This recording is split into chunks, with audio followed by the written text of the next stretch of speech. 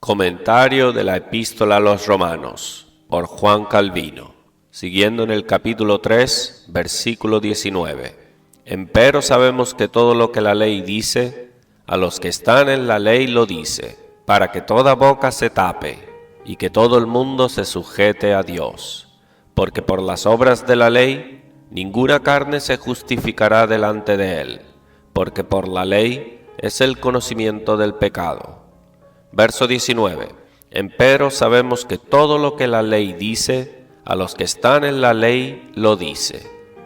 Dejando a un lado a los paganos, el apóstol aplica directamente estos títulos citados a los judíos, que eran mucho más difíciles de domar y conducir, porque estando desprovistos de la verdadera justificación, lo mismo que los paganos, se cubrían con la alianza de Dios, como si eso les pudiera diferenciar en santidad de todo el resto del mundo, por una elección de Dios.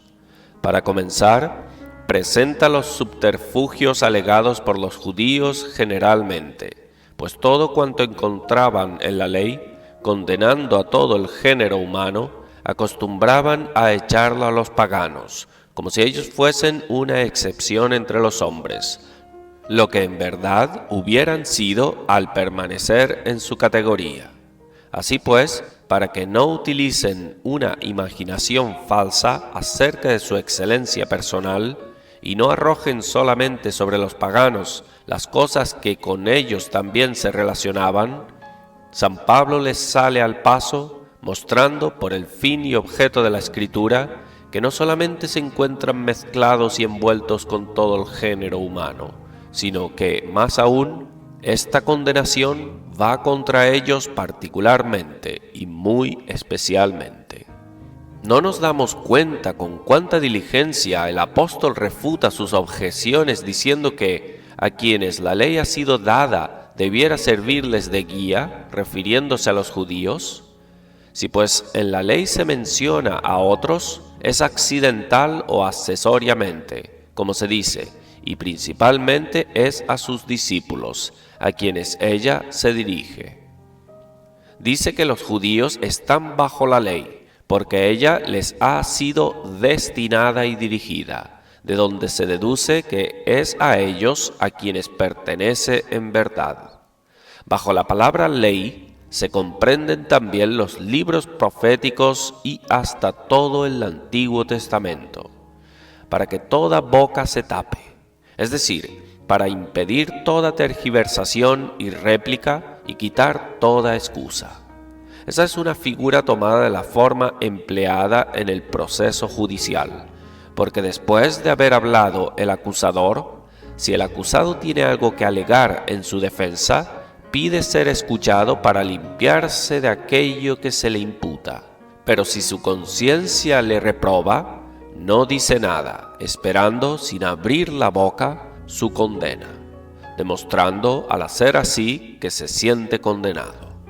El modo de hablar que se encuentra en el libro de Job 44 nos recuerda esto al decir: yo pondré mi mano sobre mi boca, porque aun cuando él tenga alguna excusa aparente, espera, sin embargo, sin apelar de algún modo a una justificación, aceptar voluntariamente la condena acatando la sentencia de Dios. Las palabras siguientes, según nuestro texto, y que todo el mundo se sujete a Dios, contienen una explicación. Es como si se dijera de un hombre que cerró su boca convencido de su culpabilidad, de manera que no encuentra escape posible. De otro modo, diríamos, callarse delante de la faz del Señor es tomada en la Escritura por horrorizarse y espantarse de su majestad, y, por decirlo así, asombrarse tanto de su grandeza que se pierda el habla. Versículo 20. Porque por las obras de la ley ninguna carne se justificará delante de él. Hasta los sabios están en desacuerdo sobre el significado de las palabras obras de la ley. Unos creen que se refieren a la observancia de toda la ley y otros que únicamente se relacionan con las ceremonias.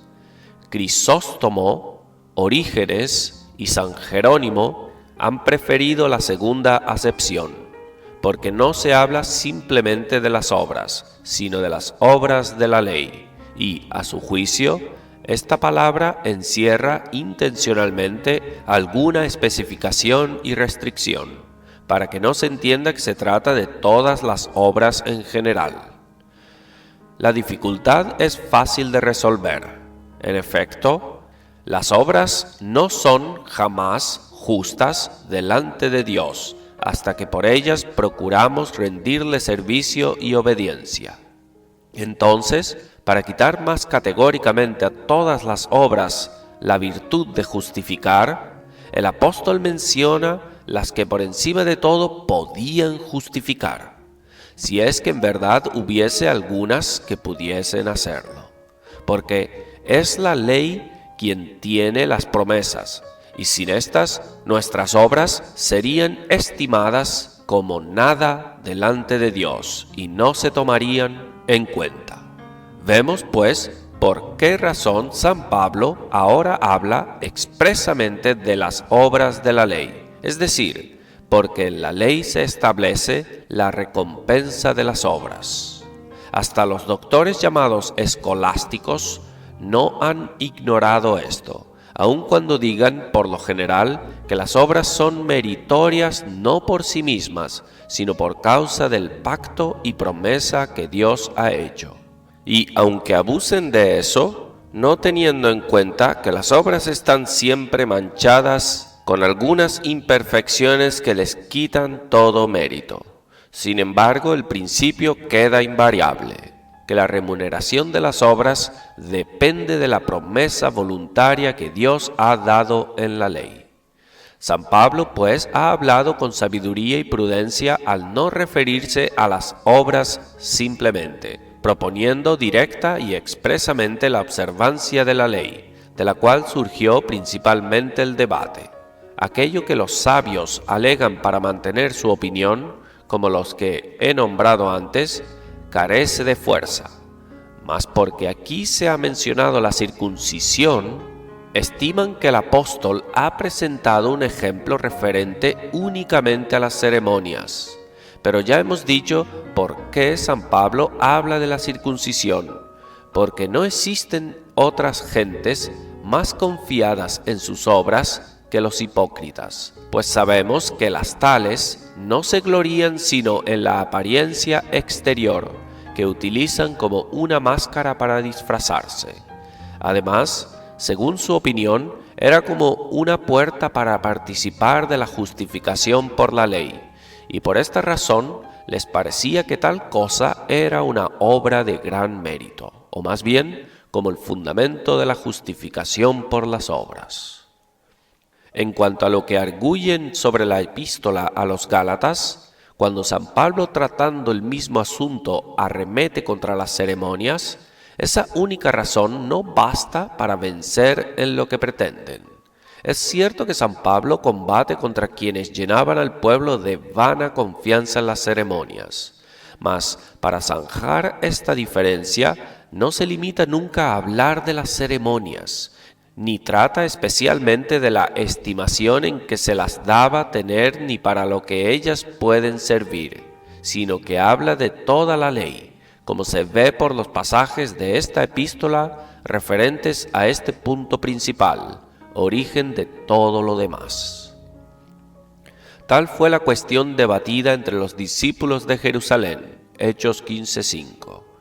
Tenemos, por tanto, muy buenas razones a nuestro favor al afirmar que San Pablo habla aquí toda la ley, pues el hilo del asunto nos obliga a ello, tal y como él lo llevó hasta ahora y lo prosigue, al decir que todos, sin excepción, estando convencidos de la transgresión, son redargüidos de injusticia por la ley, porque son dos cosas contrarias, como lo veremos más ampliamente después, el ser declarados justos por las obras y ser condenados como transgresores de la ley.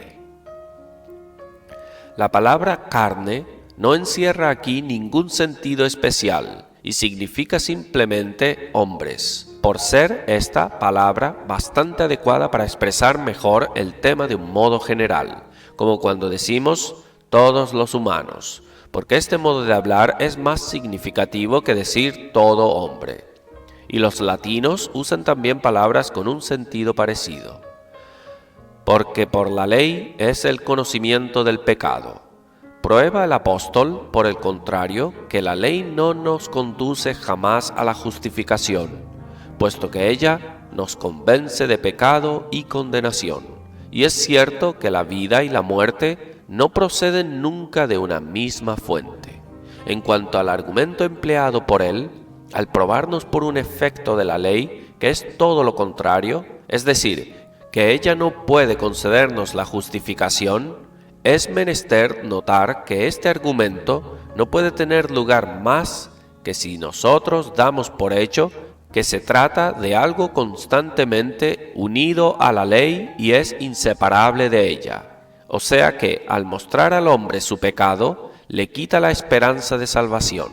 Es cierto que la ley por sí misma es el camino de salvación, al indicarnos el camino de la justicia, mas nuestra perversidad y corrupción nos impiden aprovecharla para obtenerla. Para el segundo punto, es menester añadir que cualquiera que está convencido de pecado está al mismo tiempo despojado y separado de toda justificación.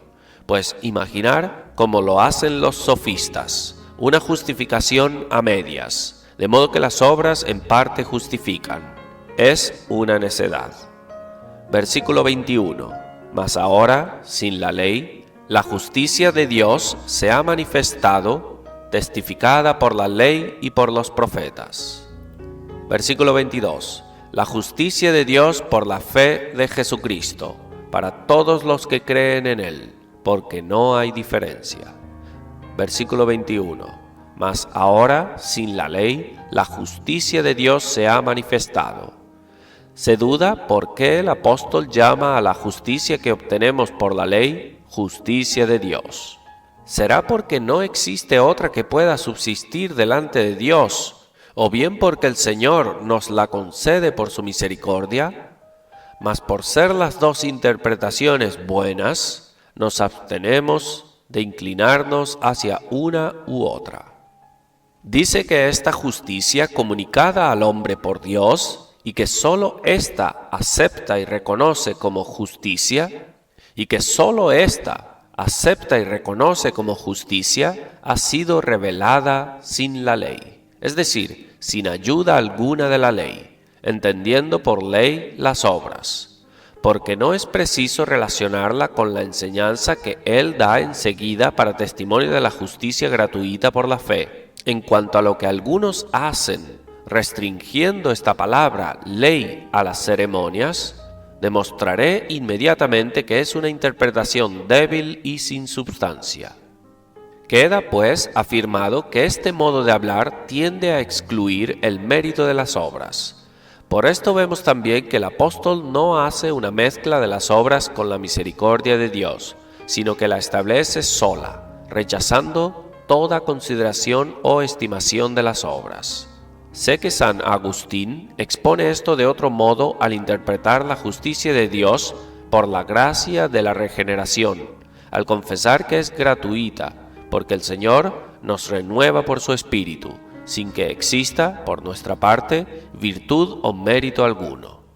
De esta gracia excluye las obras de la ley, es decir, aquellas por las cuales los hombres se esfuerzan por adquirir por sí mismos la gracia de Dios sin ser regenerados. Sé también que hay algunos nuevos especuladores que, con gravedad magistral, anteponen esta doctrina como si ellos la hubiesen recibido totalmente por revelación, pero se comprenderá evidentemente por la deducción del texto que el apóstol se refiere sin excepción alguna a todas las obras, hasta aquellas que el Señor produce en los suyos. Pues ciertamente Abraham estaba ya regenerado, y el Espíritu de Dios le guiaba en aquella época en la cual San Pablo niega que haya sido justificado por las obras. Inmediatamente, pues, excluye de la justificación del hombre no solamente las obras que son, como se dice, moralmente buenas y hechas por instinto natural, sino también todas aquellas otras que los fieles puedan hacer. Por lo demás, si la definición de la justicia por la fe está comprendida en estas palabras, bienaventurados son aquellos cuyas iniquidades son perdonadas. Salmo 32:1. No es cosa de diferenciar entre una y otra clase de obras, siendo abolido todo el mérito de las mismas y no quedando más que la remisión de los pecados establecida como única causa de justicia. Para algunos parece que estas dos cosas pueden muy bien concordarse a la vez, es decir, que el hombre es justificado por la fe, por la gracia de Jesucristo, y que al mismo tiempo es justificado por las obras que proceden de la regeneración espiritual, puesto que Dios nos renueva gratuitamente y recibimos este don de Él por la fe. Pero San Pablo piensa de otro modo, es decir, que las conciencias jamás estarán tranquilas y en paz hasta que se apoyen solamente sobre la misericordia de Dios. Es por esto por lo que en otro pasaje, después de haber demostrado que Dios está en Cristo para justificar a los hombres, expresa al mismo tiempo el medio, no imputándoles sus pecados, 2 Corintios 5:19, y en los Gálatas 3:12. Coloca a la ley frente a la fe, en lo que afecta a la justificación, puesto que la ley promete la vida a quienes hagan lo que ella manda, pero la ley no ordena solamente obras aparentes, según la letra, sino que exige el amor hacia Dios sin hipocresía. Se deduce por tanto que en la justicia que es por la fe, las obras meritorias están de más. Parece un razonamiento frívolo decir que somos justificados en Cristo, porque siendo miembros de Cristo, somos renovados por su Espíritu y somos justificados por la fe, porque por esta somos injertados en el cuerpo de Cristo, siendo justificados gratuitamente, porque Dios en nosotros no encuentra de otro modo sino pecado. Por el contrario, es en Cristo donde somos justificados, porque la justificación está fuera de nosotros. Es por la fe, porque necesitamos apoyarnos únicamente en la misericordia de Dios y sus promesas gratuitas y gratuitamente, porque Dios nos reconcilia con Él sepultando nuestros pecados. Al mismo tiempo, no podemos restringir tal cosa diciendo que eso es como un comienzo de justicia, tal y como se imaginan tales gentes, porque la definición, bienaventurados aquellos cuyas iniquidades son perdonadas, se cumplió en David, después de que, desde hacía mucho tiempo, estaba al servicio de Dios. Aunque Abraham, 30 años después de haber sido llamado por Dios, fue como un excelente modelo de santidad, no tuvo obras por las cuales pudiera glorificarse delante de Dios y, por consiguiente, el hecho de creer en la promesa le fue imputado a justicia. También, cuando San Pablo declara que Dios justifica a los hombres no imputándoles sus pecados, indica lo mismo que debe ser todos los días repetido en la Iglesia. Y esta paz de conciencia turbada por la consideración de las obras se siente no un solo día, sino toda la vida. Por tanto, hasta la muerte no existirá jamás otro camino por el cual seamos justos, sino solamente mirando a Cristo, en quien Dios nos ha adoptado considerándonos como aceptos. Por este pasaje también se rechaza la astucia de aquellos que cuando afirmamos que está bien probado en las Escrituras nuestra justificación por la fe solamente, nos acusan de falsedad, porque la palabra solamente no se encuentra en ninguna parte de la Escritura, mas porque de hecho la justificación existe sin la ley y fuera de nosotros. ¿Cómo podrá ser atribuida sino solo a la misericordia? Y si ella es solo por la misericordia, deberá serlo también solo por la fe. Esta palabra, ahora, puede ser aceptada simplemente para demostrar que se trata de un asunto contrario al precedente, pues usamos con frecuencia esta manera de hablar sin relacionarla con el tiempo.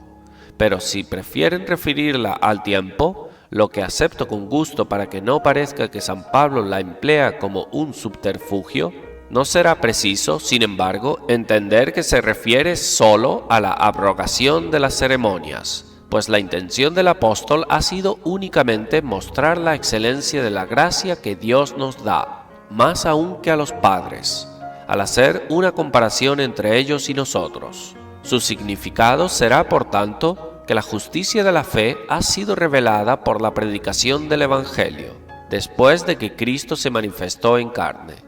Sin embargo, no se deduce de eso que haya estado oculta antes del advenimiento de Cristo, porque es preciso considerar dos de sus manifestaciones. La primera, en el Antiguo Testamento, consistente en la palabra y los sacramentos, y la otra en el Nuevo, la cual, aparte de las ceremonias y promesas, tiene su cumplimiento en Cristo, y se presenta más claramente a la luz del Evangelio, testificada por la ley y los profetas. Añade esto para que no parezca que el Evangelio, en la dispensación de la justicia gratuita, sea contrario a la ley.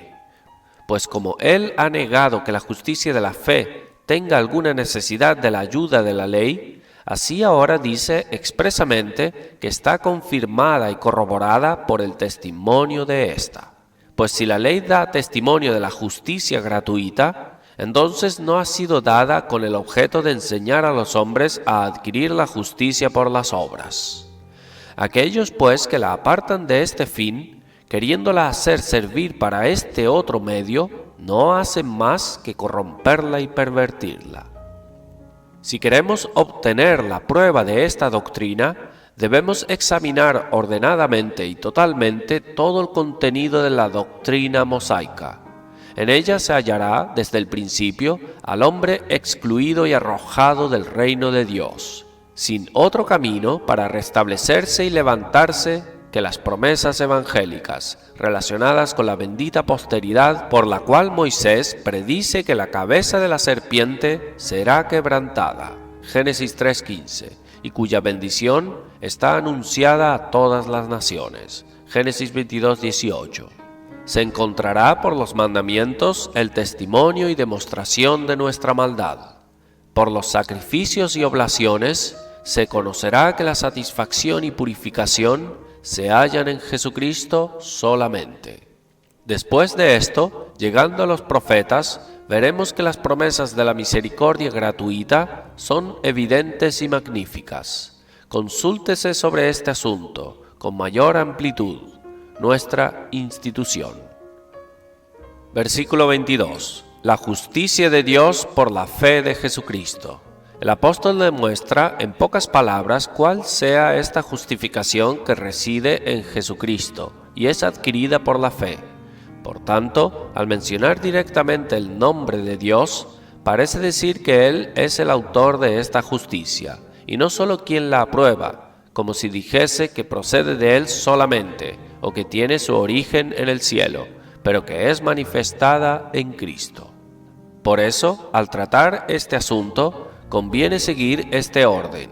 Primero, que Él y la decisión de nuestra justificación no dependen del juicio humano, sino que se relacionan con el tribunal de Dios, en donde ninguna justicia es recibida y aceptada sino por la obediencia perfecta y completa de la ley, lo cual podemos conocer con seguridad por las promesas y castigos que en ella se nos hacen, pues jamás encontraremos hombre alguno que posea santidad tan perfecta, y por tanto comprenderemos que todos estamos desprovistos y desnudos de justicia. Después, es preciso anteponer a Cristo, quien, como Él es el solo justo, nos hace justos por medio de su justicia. Por tal cosa entenderemos que la justicia de la fe es la justicia de Cristo. Así pues, para que seamos justificados, es preciso que la causa eficiente sea la misericordia de Dios, Cristo la materia, y la palabra con la fe el instrumento. Por consiguiente, cuando decimos que la fe justifica, es porque ella sirve de instrumento para recibir a Cristo. por quien la justicia nos es comunicada. Después de haber sido hechos participantes de Cristo, no solamente somos justos en cuanto a nosotros mismos, sino que también nuestras obras son reputadas como justas delante de Dios. La razón es que en toda imperfección, la impureza es borrada por la sangre de Cristo. Del mismo modo, las promesas que estaban condicionadas se cumplen en nosotros por la misma gracia, en tanto que Dios remunera y recompensa nuestras obras como si fueran perfectas, porque su imperfección es borrada por el perdón gratuito. Para todos los que creen en Él, para expresarlo mejor, repite lo mismo con distintas palabras, para que oigamos mejor lo que ya habíamos oído, es decir, que solamente la fe es requerida y que lo externo no hace distinción entre los fieles, y ni siquiera debemos preguntarnos si son judíos o paganos.